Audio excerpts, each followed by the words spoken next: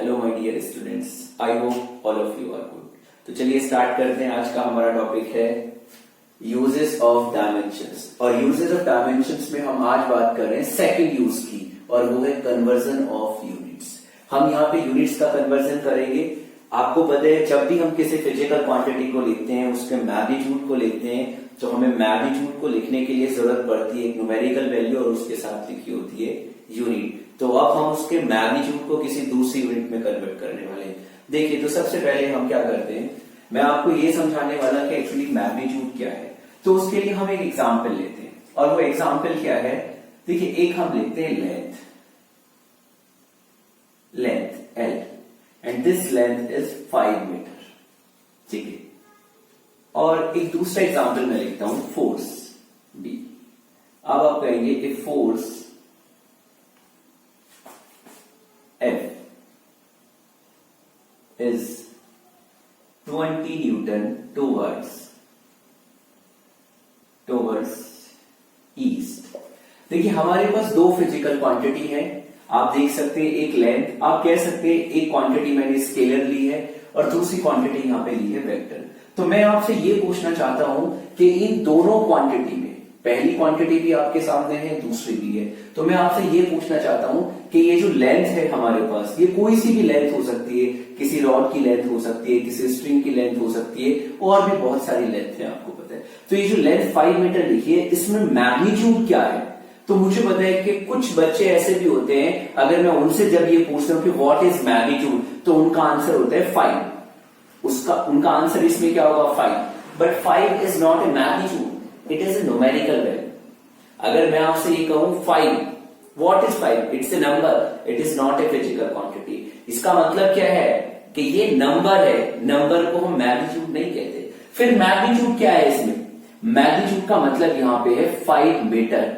इसमें 5 numerical value है और मीटर क्या है? यूनिट। तो आप क्या कहेंगे, एक न्यूमेरिकल वैल्यू है और दूसरी क्या है? Unit, and this is called magnitude. तो इस पूरे को हम क्या कहने वाले हैं? मैग्नीट्यूड। ये है मैग्नीट्यूड।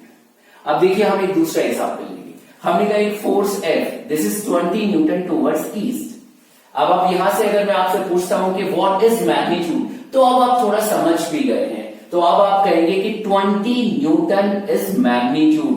हो सकता है कुछ बच्चे ये भी बोल दें कि 20 Newton towards east, but this is a direction, और मैग्नीट्यूड में डायरेक्शन इंक्लूड नहीं होती। मैग्नीट्यूड का सिर्फ मतलब होगा न्यूमेरिकल वैल्यू एंड यूनिट। इसका मतलब क्या है कि यहां पे जो 20 न्यूटन है, इसको आप क्या कहेंगे? मैग्नीट्यूड। देखिए आपको मैग्नीट्यूड तो क्लियर हुआ कि मैग्नीट्यूड का एक्चुअली मतलब क्या है। तो numerical value with unit is called magnitude, और मैग्नीट्यूड में कभी भी हम डायरेक्शन को नहीं लिखेंगे। अब मैं एक दूसरी चीज आपसे पूछता हूं, ये जो हमारे पास लेंथ है जिसको मैंने अभी लिखा है 5 मीटर, अब मैं आपसे कहता हूं कि हम इसकी यूनिट को चेंज करना चाहते हैं। यूनिट को चेंज, मैं आपसे बोल रहा हूं हमें मीटर की जगह इसको किसी दूसरी यूनिट में कन्वर्ट करना है।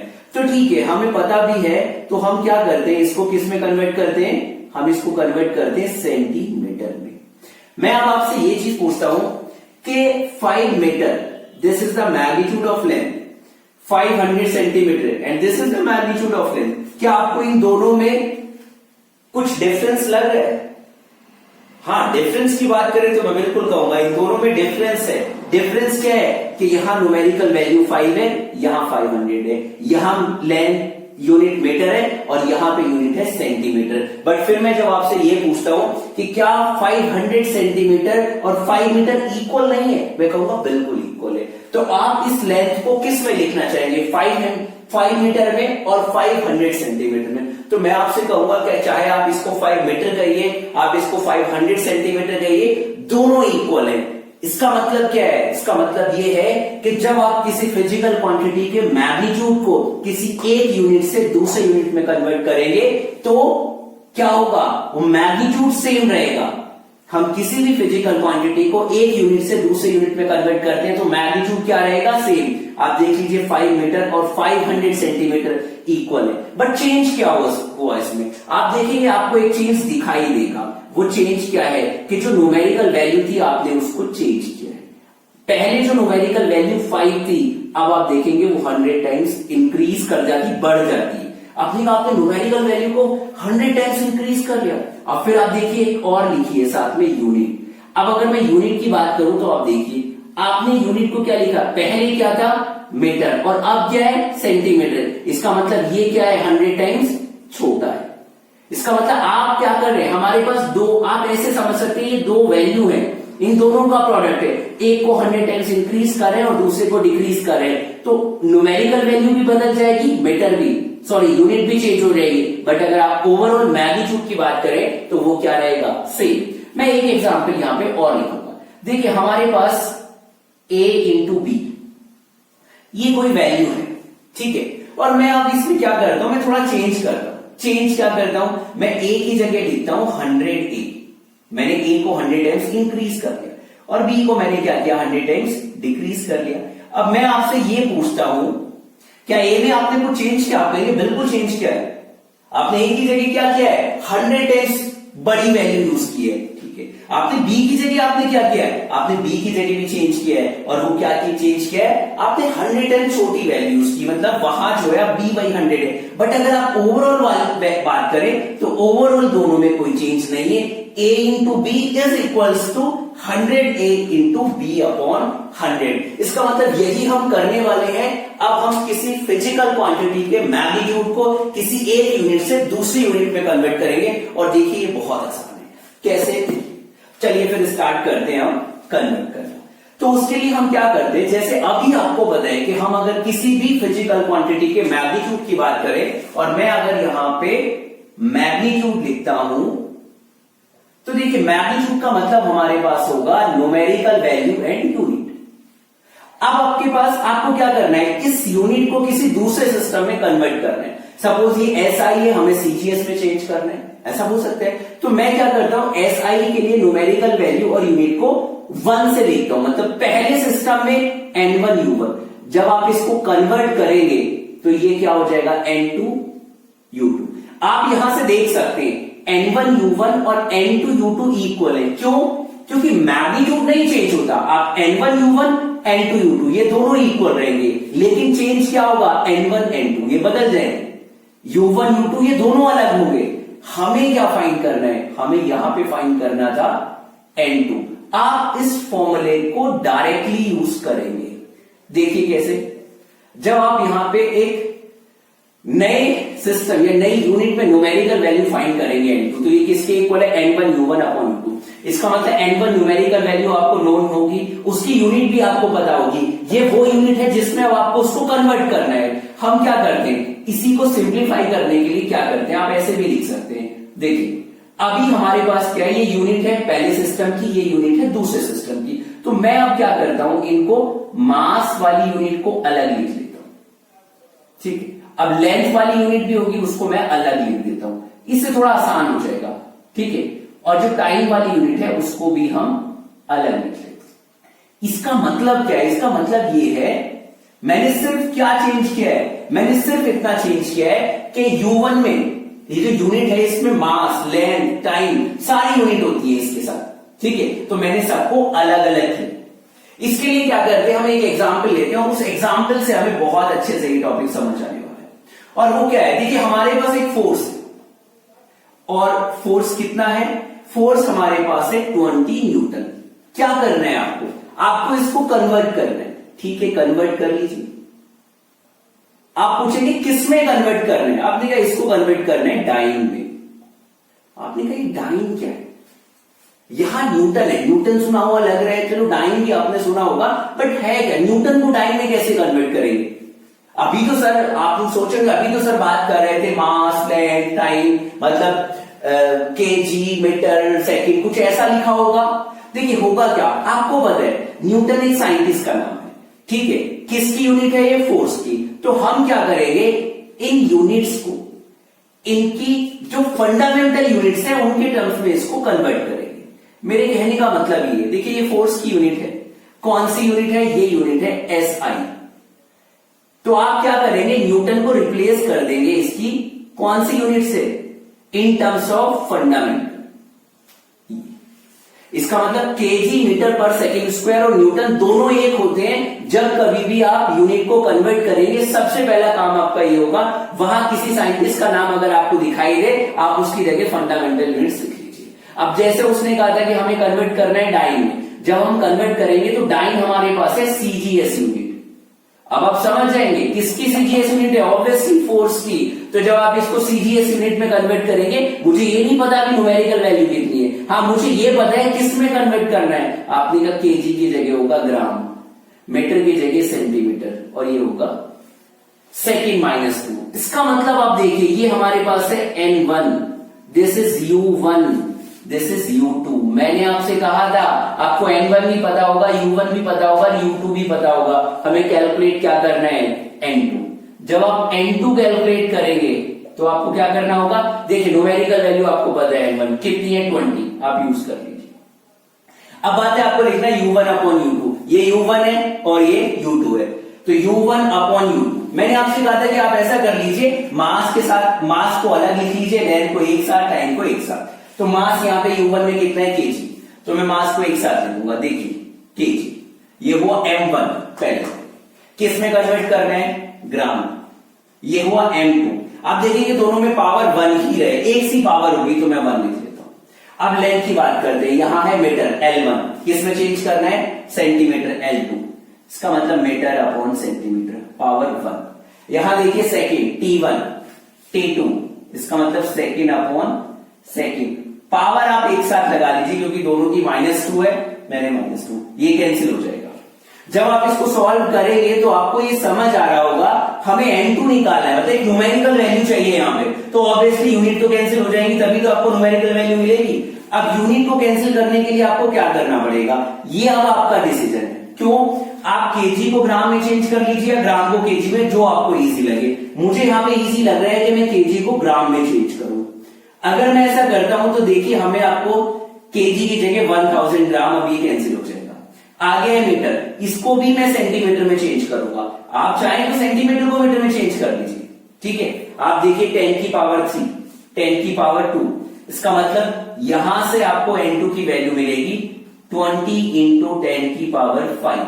This is the numerical value. किसकी न्यूमेरिकल वैल्यू है N2, मतलब नए सिस्टम में, इसका मतलब 20 newton is equal to 20 into 10 की पावर 5 डाइन। और आप ये भी कह सकते हैं, आप इसको अगर फंडामेंटल के टर्म्स में लिखेंगे तो क्या हुआ, 20 kg metre per second square is equal to 20 into 10 की पावर 5 ग्राम सेंटीमीटर सेकेंड -2। ये ऐसा यूनिट थी और ये सीजीएस, तो हम कह सकते हैं 1 न्यूटन इज इक्वल टू 10 की पावर 5 डाइन।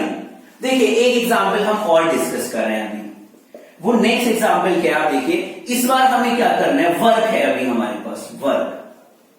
अब वर्क के साथ क्या करेंगे, वर्क हमारे पास गिवन है 25 जूल वर्क। आपको इसको कन्वर्ट करना है, किस में कन्वर्ट करेंगे आप, सीजीएस यूनिट में। और सीजीएस यूनिट इसकी जो आपको गिवन है वो है ERG।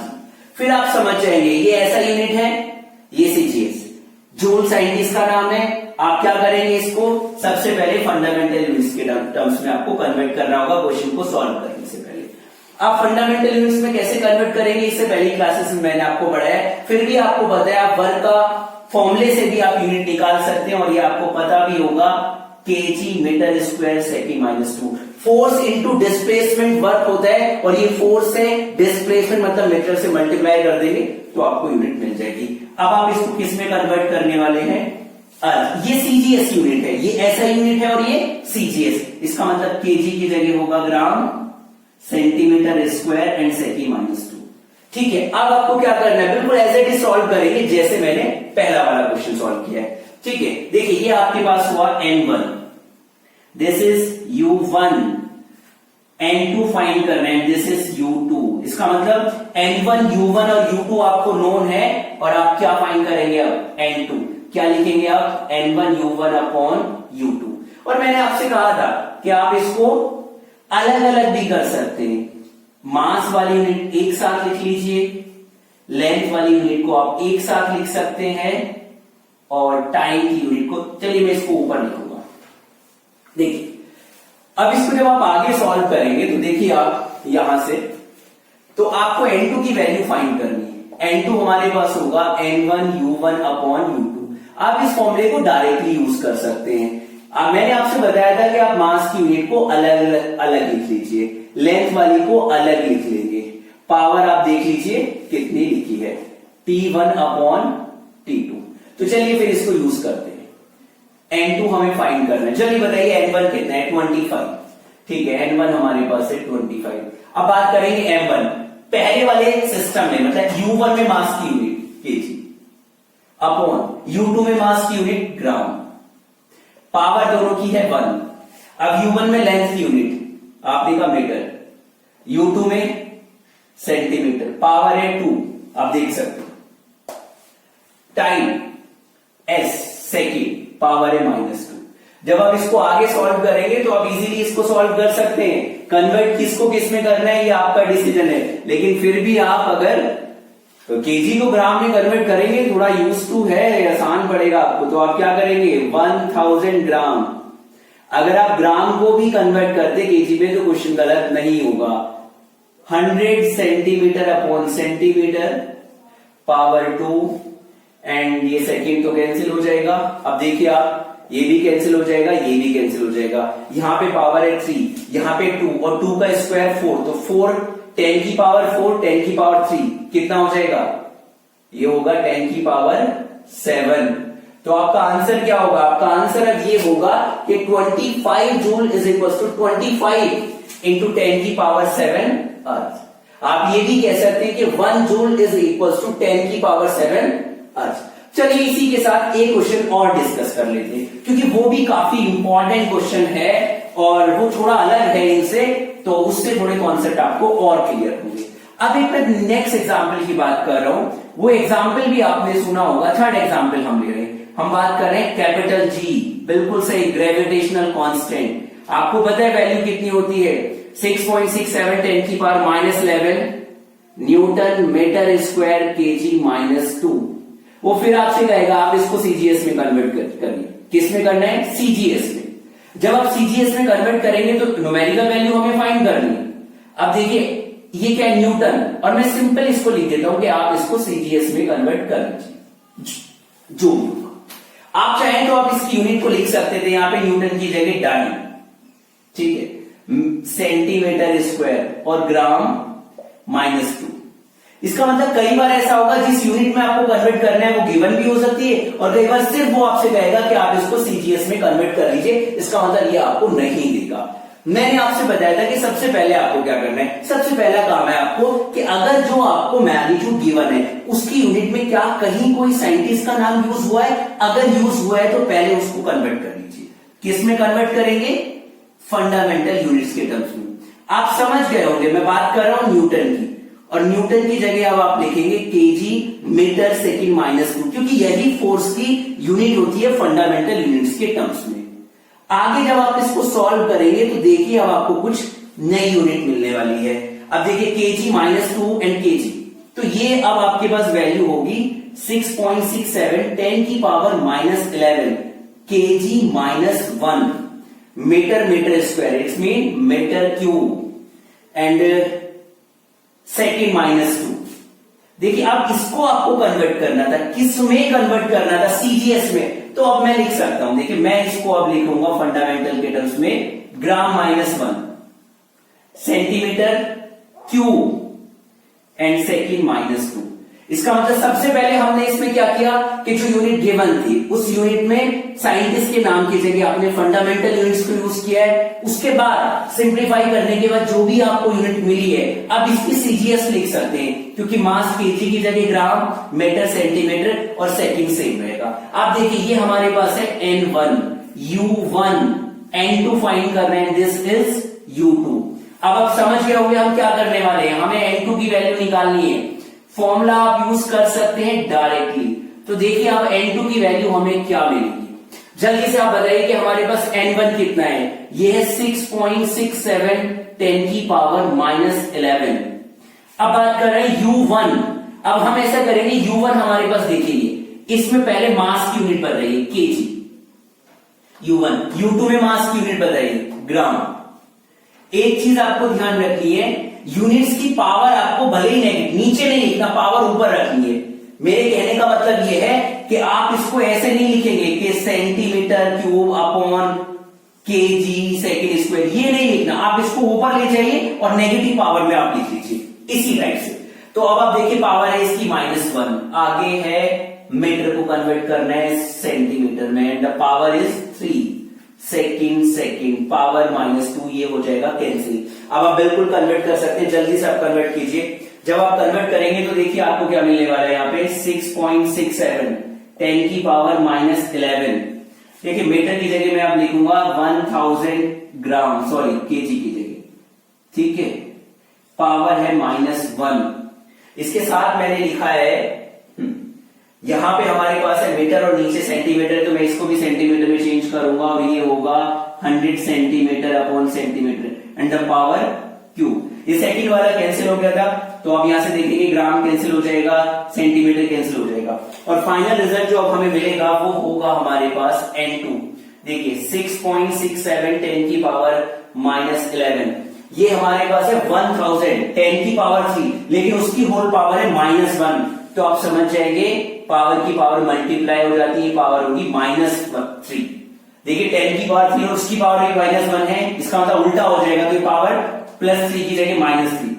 10 की पावर 2 1 2, उसकी पावर है 3, तो 2 3 6, पावर की पावर मल्टीप्लाई होगी। आप सॉल्व करेंगे यहाँ पे तो 6 -3 -11 तो -8, तो फाइनली आपके पास आंसर होगा 6.67 इंटू 10 की पावर -8।